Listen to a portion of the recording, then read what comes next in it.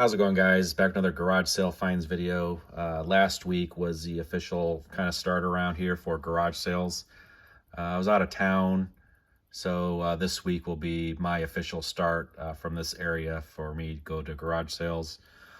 Normally, my work schedule, I work Sunday through Wednesday, so I have the prime schedule to go to garage sales around here. That they normally start on Thursdays. So a lot of times I'll have one good day and then the other two are kind of so-so. This week, actually 3 good days in a row, which is kind of unheard of. Maybe only a couple times I've ever had something like that happen. But outstanding week this week for garage sales. Start off with a couple non-jewelry watch items. I went to the flea market. They have this specific flea market once a month, and picked up these Purdue paperweight anvils. I've had quite a few of these in the past, and they sell pretty well, around $35 to $45 range. I'll stick a couple eBay completed on those. Those were only $5 each, so great profit on those. And then in a free bin, I like my Star Wars, a vintage squid head bounty hunter from 1983. Again, that was free. And then I found gold every single day, pretty unheard of. I found more, well, there's a pocket watch that's pretty heavy in sterling, but actually more gold than sterling this weekend. So ended up finding this 10 karat gold, pretty long chain. That was only $2. And then this gold up here, bought from the same lady. She charged me $90 for all this gold, a gold bracelet, 14 karat gold. It's 585, the European hallmark. And then this pendant, like goes on a necklace with these charms that hang off of it. All those are marked 10 karat gold. And then 2 14 karat gold rings.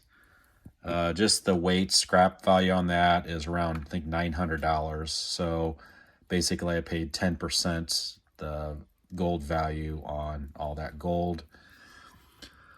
Also at the flea market, I found this little tackle box full of jewelry, mostly earrings. All these earrings up here are sterling silver, and then this little stack over here are either 10 or 14 karat gold. You can see there's an opal set in there. Just the weight on that is scrap value is around $80 on that. So a very good find for $5. And then, excuse me, all the watches, pretty much all of them, except for really the most valuable one, were all asks. Not a lot of times our watches just sitting out on tables. People don't think to put them out, so actually ask every garage sale I go to, and sometimes they bring stuff out. Like I said, all of these here were asks. So this first group up here, these 2 watches here were an ask. I asked the guy if he had any old watches, and he said no. And I was talking to him for a little bit, and then he said, well, he did actually have his grandfather's watch that he didn't want to sell. And I asked him if I could take a look at it, and maybe I can give him some information about it. And he went inside the house, came out with this watch.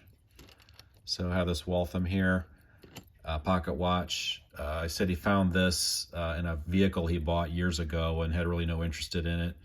So then he said, oh yeah, I have my grandfather's watch. He went back in the house and came out with his grandfather's retirement watch, and he had a handful of other watches. So he went pretty much from having 0 watches to like 10 watches.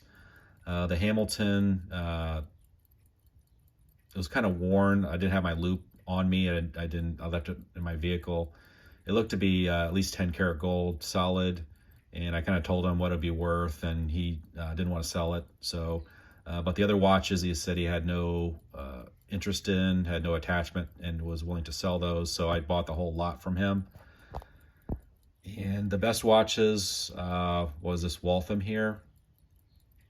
It has a painted dial, just gold filled. Serial number dates it to 1904. And then he had this Hamilton. So have this Hamilton automatic. Has the textured linen dial. See, it has some toning on the dial. I wore this most of the day today and it seems to keep time. So very nice find there on an Ask. And then another Ask are these two watches up here. Lady brought these out, a Seiko Kinetic. I've done pretty well on these Seikos in the past. They still have a pretty decent following. And like I said, I've sold every single one I've listed. Something like that's probably worth around $50, $60. Then they had this like chronograph looking watch. I wasn't familiar with the Mitchells. I thought it might be like a jewelry store watch, and sure enough it is. She said she bought this at a jewelry store. Watches like this, these tend to be just kind of a generic watch that the jewelry store will put their name on the watch itself.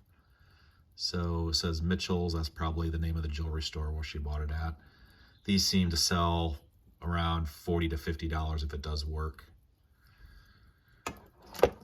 And then this was also found at a garage sale, a different garage sale. This was just mixed in with some jewelry in a jewelry box. Pretty unusual Timex. And it's like it has a UFO shape with this really unique dial. I couldn't find any similar like it on eBay. So I have listed this one already, and it has 4 watchers within like the first day.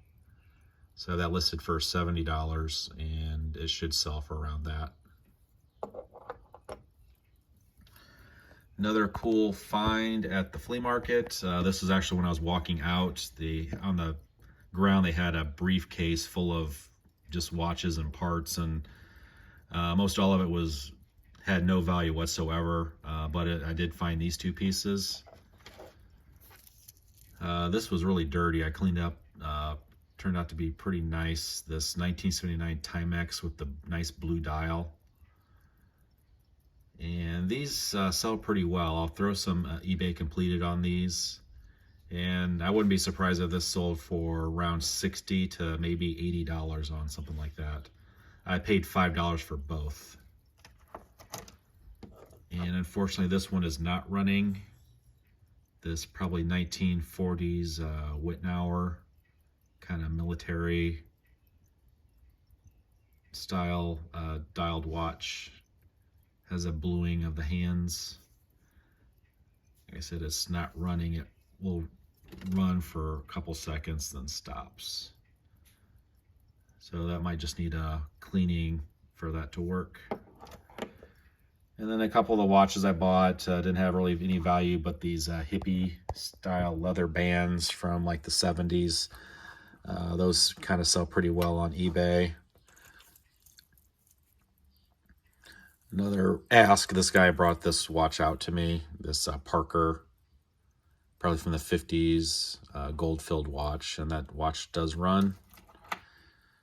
And then another Ask, first, like I said, and this other guy asked him if they had any watches, and he said he didn't. And then talking with him for a little bit, he said he actually did have a pocket watch, and he wouldn't mind selling it because he said he asked his son about it, and he didn't want it. So I went in the house and I brought this out. This is a very heavy, I've never had one this heavy before. It's a solid sterling silver pocket watch. And it's an Elgin. I think this one also dated from the early 1900s. Non-running, but a big hunk of sterling silver there. So my favorite find of the day would be this one. I found this on Friday at all times around 12:30. This garage sale opened at 8. So this had been sitting on a table for 4.5 hours and nobody bought it. The sticker was actually over the dial, and they probably had like 4 or 5 watches, like a Seiko from the 90s. I could tell didn't work. Just some other kind of fashion type watches, and this one, I knew this was gonna be a little bit older watch, and I couldn't tell, on the dial until I flipped it over and I saw Hamilton, and even if it didn't work, Hamilton watch, gold filled, I'm gonna pay $1 for it. No, it's a no-brainer. So talked with him for a little bit, left, and I was at a stoplight. and decided to take a closer look at it, probably around a half an hour later, and pull the sticker off, and I saw it was FMC, so Food Marketing Company. It's like a retirement type watch, a Thin-O-Matic, so has a micro rotor in it. And then I figured it was just going to be a gold-filled watch, and to my shock, it's actually a solid gold piece. So you can see 10 karat gold. So not gold filled or gold plated, but actually 10 karat gold by Hamilton. So very nice surprise. First week of garage sales, ended up finding a gold watch first weekend. So again, want to thank you guys for watching, and I'll see you next week. Take care.